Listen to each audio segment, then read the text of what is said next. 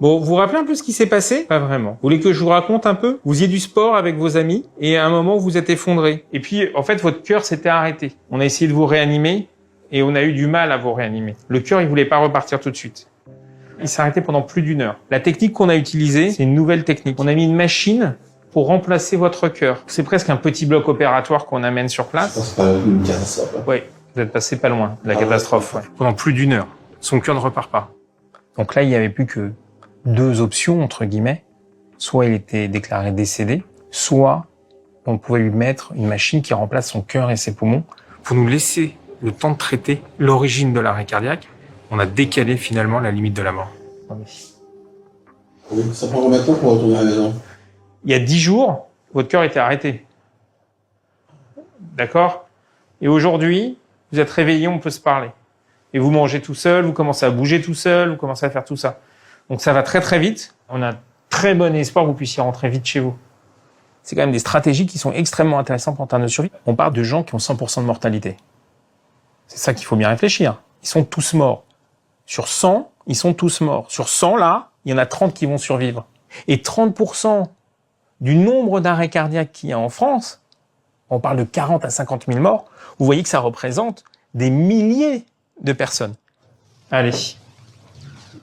À plus tard.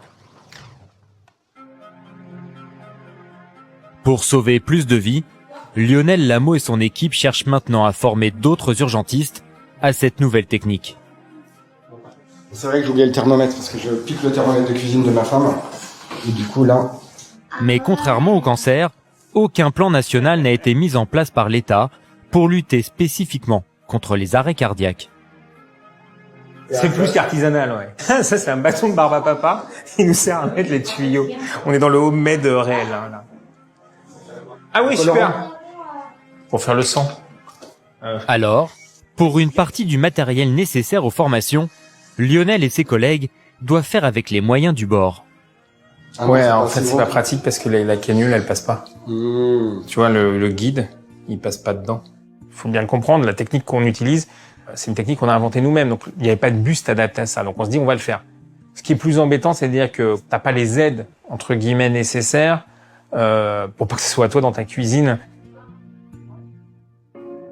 Grâce à ces mannequins faits maison, Ah bah, lui, il arrive, lui. Check. plusieurs fois par mois, Lionel, Akshay ou Christelle Et maintenant, tu peux clamper. apprennent à d'autres urgentistes comment réaliser leur technique de réanimation. Tu mets ton guide comme dans une artère. T'as fait que sur des arrêts, pas le choc hémorragique. Ah non, que sur des arrêts. Okay. Quand on innove, quel que soit le domaine, je crois que c'est compliqué. Il y avait des très grands sceptiques.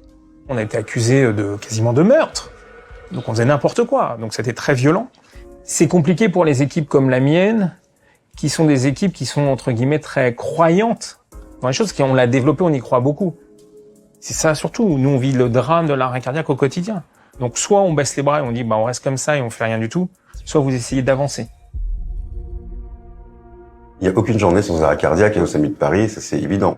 On reste généralement dans le centre d'appel du SAMU, donc on écoute, on essaie de voir quels sont les différents arrêts cardiaques qu'il y a, et dès le départ, en fait, avant même de partir, savoir si potentiellement il rentre dans les indications d'une potentielle ECMO. Oui, bonjour, d'accord, ok. Elle a quel âge, s'il vous plaît? Elle a 18 ans. Elle respire, vous voyez sa poitrine respirer? Non, d'accord, vous quittez pas, les secours sont déjà partis.